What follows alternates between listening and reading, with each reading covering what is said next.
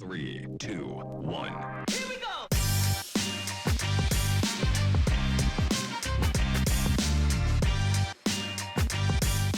Welcome to the Remote Photography Podcast. In this episode, I speak with model Gemma Huh about her remote photography experiences. Enjoy the podcast.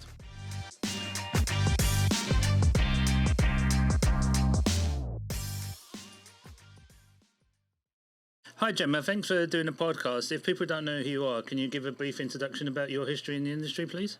Hello, thanks for having me. I'm Gemma. I've been modelling and been around the industry for about 10 years.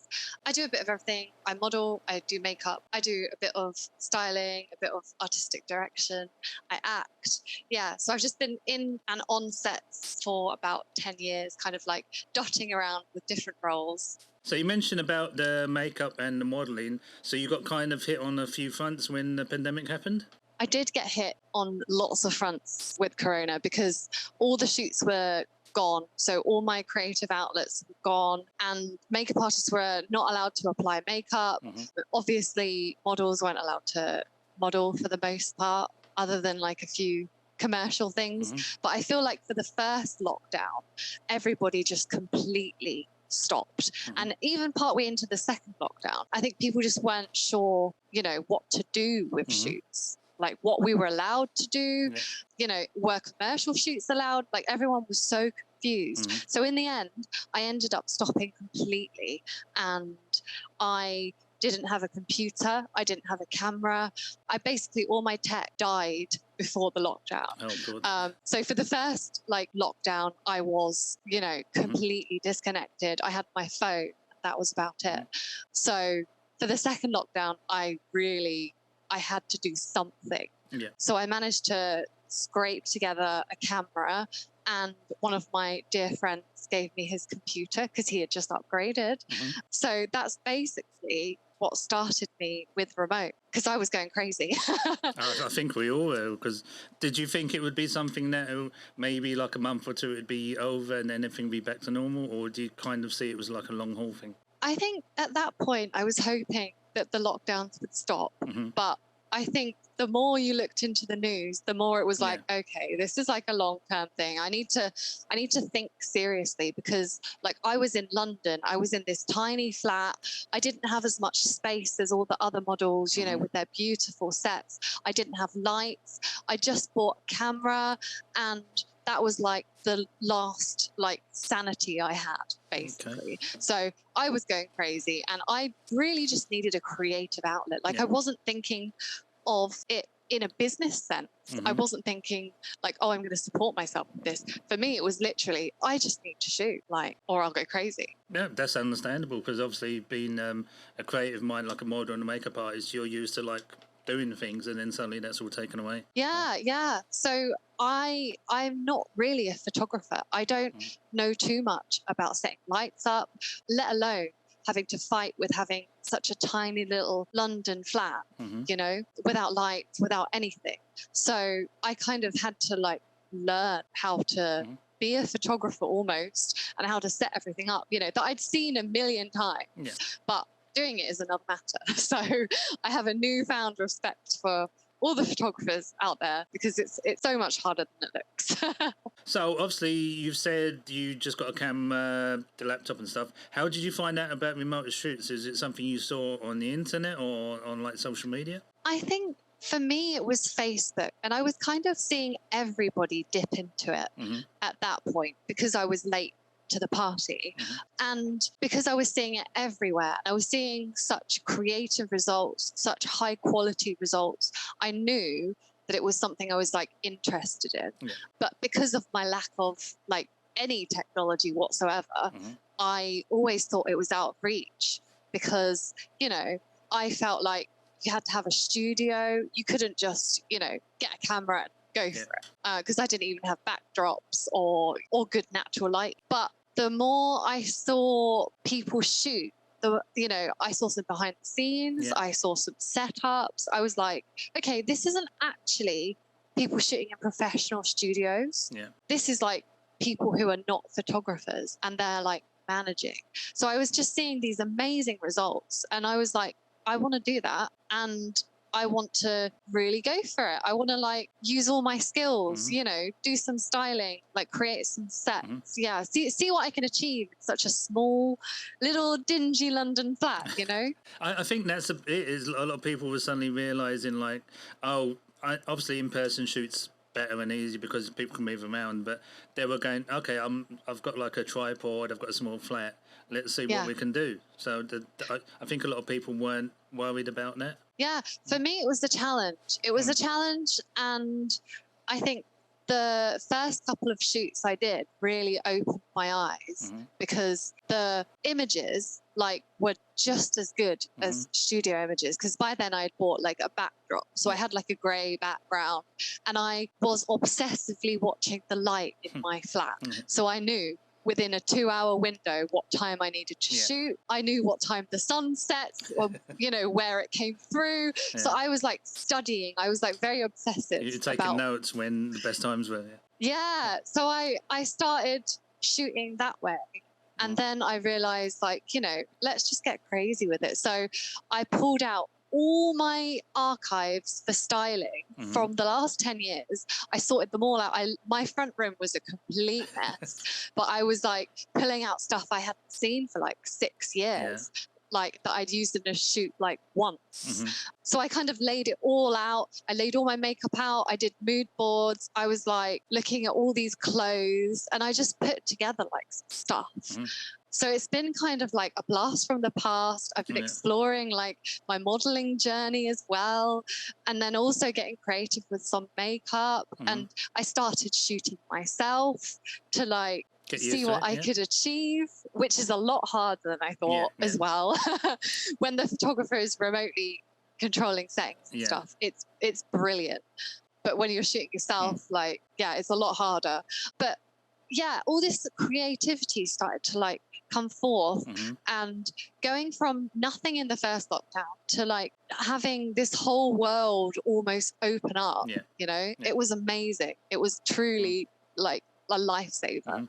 Yeah, because I think a lot of people, like, as you said, with the mental health and stuff, were like, because they're used to like shooting and stuff, it was like suddenly that's taken away and they're like, oh, what do I do now? And I think obviously through the first lockdown, a lot of people were like, I'm getting depressed, or I'm getting worried about things. But like you say, as the remote photography took off, a lot of people were suddenly going, oh, I can still do what I love to do, but it's in a kind of different way.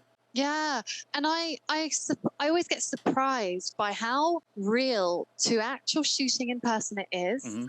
Like once you get in the flow of it, like, yes, you have to make a few changes to the flow, but to me, it seems just so similar to like actual shooting. If you're like asking the right questions. When I shoot with a photographer, I'm always prodding, like, oh, tell me if the angle's right, tell me if the light's right, tell me what I need to change. So when I talk to photographers in person, I've heard so many people say, oh, it's just the model sets it up and does everything, and then the photographer clicks the shutter. And I've been trying to like explain to them that it's not like that. You know, like it's a real shoot. It's creative. It's, you know, back and forth, especially with video chat. You know, it's so it's like a real shooting. So I'm trying to dispel some of the myths. And I think this podcast is great because there's so many people who are passionate about it.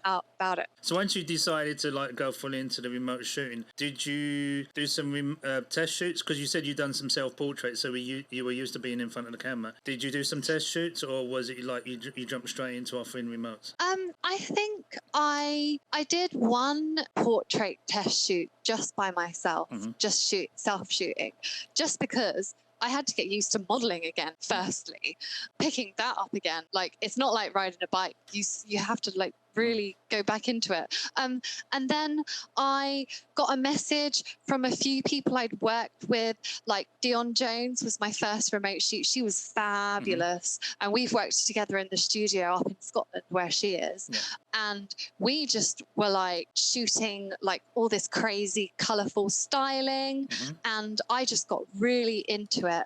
I think technically we had a few problems for the first one, but it was easy enough to resolve. And then I shot with Martin Higgs, which he's been on this podcast, hasn't he? Yeah, yes, so, yes. And he was brilliant because he had some experience like remotely shooting other models. And also he'd shot a model with my same camera. So he was able to be like, this camera can do this if you find the right settings. I mean, I've got a Sony. It's got 1,000,001 settings and I still don't understand 90% of them. But he kind of like helped me through some of the like facial recognition, settings, and just figuring out the software, because I use like, you know, Sony stuff. Yeah. So I did that shoot. And then after I did those 2 remote shoots, I felt confident enough to kind of do a little write up on my website and just say like, hey, this is what I'm offering. If you're interested, you know, if you're need something creatively or you want to shoot something. And I had like a good amount of interest. I was really surprised. People, I felt like they were itching to shoot, you know? Yeah. That's what I've heard. Like a lot of people, like once it started to become a thing, a lot of people are going, oh, I can shoot with someone, say in New Zealand or Australia or the US. But there's none of that, having to get on a plane and stuff to shoot. It's just, or the only difference was like the time difference, and then you could still be creative. Yeah, like I've shot with people in Ireland, so the time difference wasn't too crazy. And then all across the world, like it really is revolutionary. And I think it's here to stay, honestly. I can see the application for remote shoots for so many different things. I have so many ideas of where I want to travel and offer up certain shots. You know, I just see so much potential. So you say you've had photographers from all over the world. Did you find out it was first more like overseas photographers that were interested, or was it more like people like in Europe or the UK that first approached you? I think throughout my career, because I've traveled and toured a lot kind of worldwide, I had a lot of international people interested. Remote shooting seems to be more popular in the UK, at least on my social media. But I think the more worldwide models are advertising it, the more, you know, people from America or Australia are really getting into it. And Europe too. Yes, definitely Europe. But I would say predominantly UK for me. Okay. I've had a few other models say it's been like overseas photographers and stuff. So I'm guessing it's just like you say, the people you know and who you've shot with that first approach you. Yeah, oh definitely. But then I'm currently getting like American photographers who want very specific shots. You know, they just want to shoot for like a couple of hours and they have like 1 or 2 shots that they want to get. So I think people are starting to realize the potential of remote shooting and using it for their portfolios, not just as a creative outlet or something to do during lockdown, but, you know, something that they want to achieve in their work, if that makes sense. Yeah, it does, like I say, I've seen a lot of people like submit like remotes to publications, like to Suicide Girls and all across the board. So like I say, it's just another way of taking a picture. It happens that the 2 people taking the image are not in the same room. Yeah, definitely. I mean, when I'm on a commercial set, the main photographer has lots of assistants to move his lights around, to, you know, even sometimes move the camera up and down, you know. So for future, like I see main photographers being, you know, on another location. And the assistants doing the work and him directing them via video chat, you know, who knows what will happen. Well, and I've also seen that, especially with photographers with like health issues or disabilities, it's been like a lifeline for them, because it's kind of put them on par with like able-bodied photographers, because now they can do stuff that maybe they couldn't get to a studio because it's got stairs or a location and stuff like that. And they've said to me like, oh God, it's like I've been able to do things I wasn't able to do before now. Oh, that's brilliant. I love that. That's amazing. So you mentioned you have a Sony camera. What's the model you have and some of the lenses and stuff you have? So I ended up buying a Sony A7 III, which is one of those little mirrorless ones. And it amazes me every time I look at the images just from the quality of it.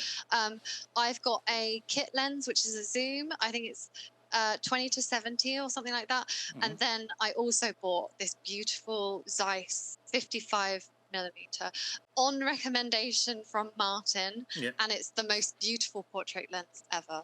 Like the images I get from it, I'm constantly amazed by. I'm looking at your website, and like, because you've got like a remote part on your website, and some of the images, all of the images I'm looking on there, they're like, they could easily been shot by somebody in person. So yeah, that's what I think. Like, and I am in a dingy little London flat with, I use my makeup artist lighting.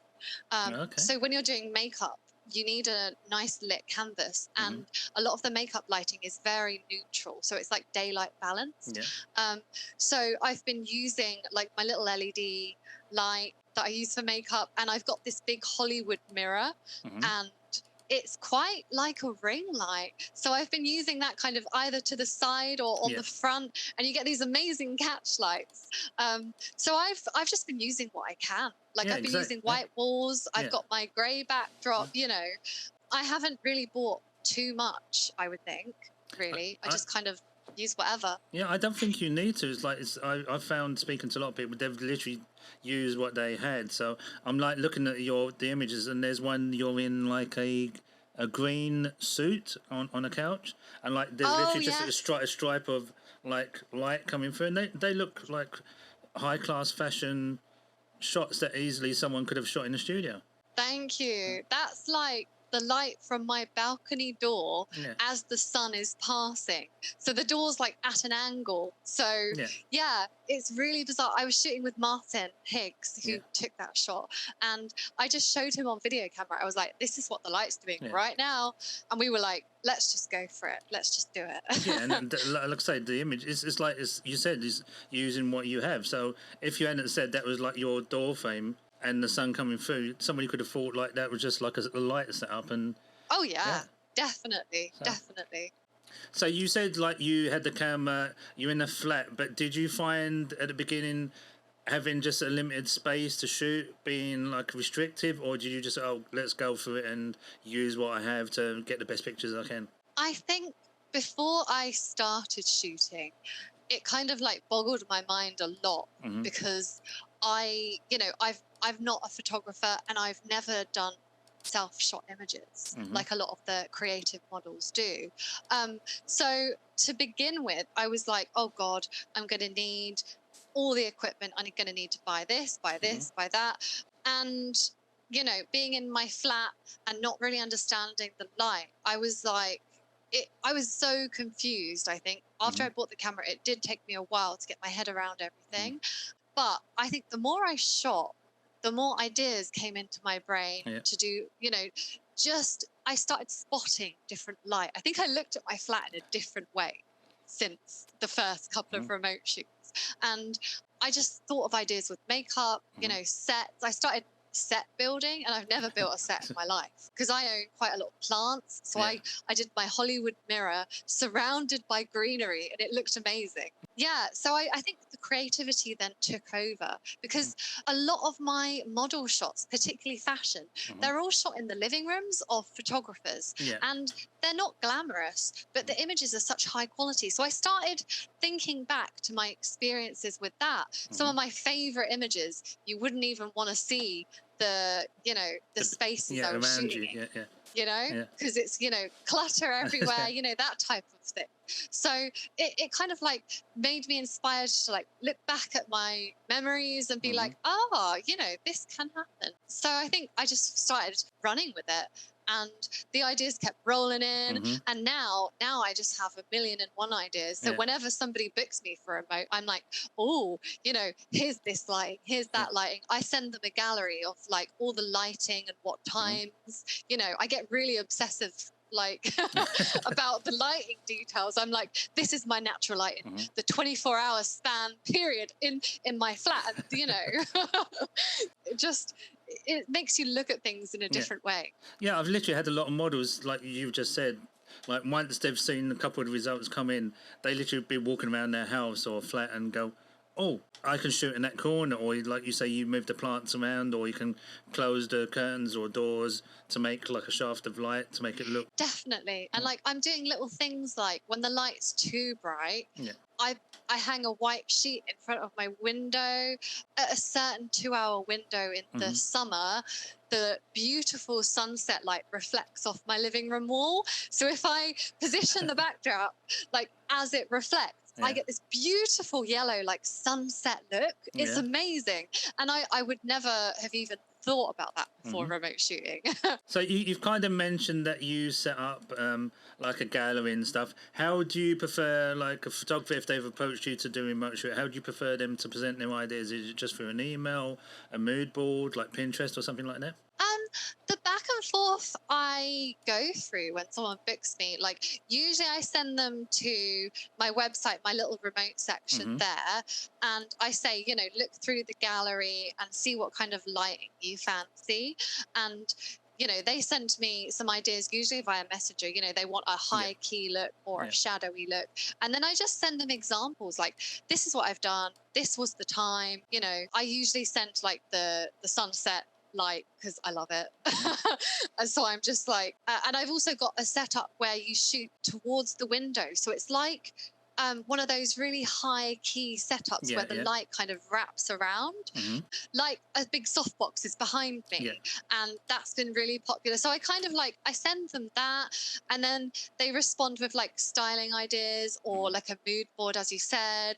I think it's different every shoot, isn't it? Everyone works so differently. I think no two photo shoots are the same. Oh, exactly, Yeah, it's just like once the ideas start going, it just goes crazy, really. And then we always run out of time, always. Always. Well, speaking of time, what do you find has been optimum time for you? I know some models say 2, some say 4, but for the time slots you offer, what do you think is like optimum for you? Has it been 2 hours, 3 hours, 4, or have you like done a long day one or something like that? I usually say to the photographers, I like to be chill, firstly, because I don't want to stress about moving equipment around because I'm so clumsy and I don't want to knock anything over. Because if I knock over and if I knock over and break my camera. So I usually say, like, let's book like minimum, I would say 2 hours, but I've gone up to 4, I would say. In my little flat, there's just, you know, there's a lot of different setups that I've got now. So before I was saying 2 hours only, whereas now I'm like, I can accommodate up to 4 hours. So now that you've got the remotes all set up and going, how do you find is the best or easiest way for you to advertise? Do you use the Facebook groups that are like focused on remote shoots, or do you just use your own social media and your website? I have been using the groups. They're a huge inspiration to me just to see what can be achieved. So I've been posting in the Facebook groups. I always ask people if they've shot with me remotely to put underneath the photo shot remotely, just to give some visibility to everything. And I use Instagram, and then I've been using my website as well. I've got like a little remote page where it all explains it in hopefully a good way. But do you find having that on your website as like cut a lot of the preparation time? Like the photographer can be on the same page as you, so when you go to start the remote, like you say, you can focus everything in like 2 or 3 hours because you've already got all the plans out the way before. Yeah, I think getting a lot of the info dump like out the way so people can just read at their leisure. I have actually done a remote where it was the first time they'd shot remotely. So I had to like explain, which is not my strong suit because I tend to ramble, as you can probably tell. So I sent them to the page and, you know, they were asking questions. And in the end, it was actually really simple. I think remote shooting is easy once you can kind of get the process down. Once you've got the process in your head and you've done a few, you suddenly, I know you have to get up and like maybe change the lens, the camera and stuff, but once you've done a few, you suddenly realize, oh, okay, this is a thing and I can do it. Yeah, and like once people get into it, particularly if they're used to shooting in person, they always say to me at the end, they're like, I am really surprised by that. That has blown my mind. They keep saying, I don't know what I expected, but that was even better. So with at the time of recording the episode, we're in like August of 2021. With the UK opening a little bit further, do you think remote shooting is something you'd offer? Because obviously now you can move around a bit more and do shoots in person. Do you think remotes is something you'd maybe offer if you're doing a studio day, or if it's something where you've got a couple of days free at home, you'd still do them? So I am really excited about prospects. Like I see myself traveling abroad and doing sunrise sessions, you know, where the photographer doesn't need to go to the expense of traveling out there with the model just for a sunrise, which is often like, what, 10 minutes, you know? Yeah. So I just see so many little applications for remote, you know, commercially and otherwise. Yeah. Now I've got the camera and everything. So I'm going to be exploring, hopefully, this to the fullest that I can. Thanks, Gemma, for doing the podcast. Where can people find you on the internet, like your website, your social media, etc.? Thank you for having me.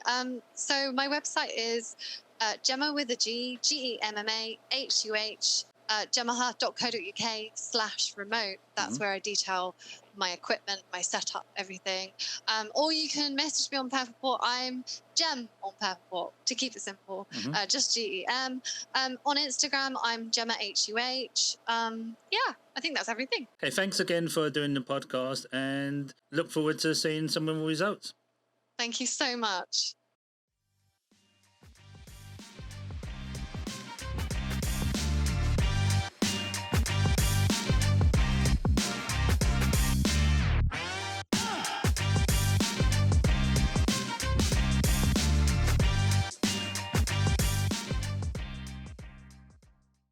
Okay, who's messaging me now? Great, thanks. Every time. Okay, there we go. Sorry. Okay. Well, let me say this again, because I was going to say you're in a dingy flat, and that's kind of wrong to say, so let me rephrase that. Cool. As I said before, thanks for doing the podcast, and I look forward to seeing more images of son of a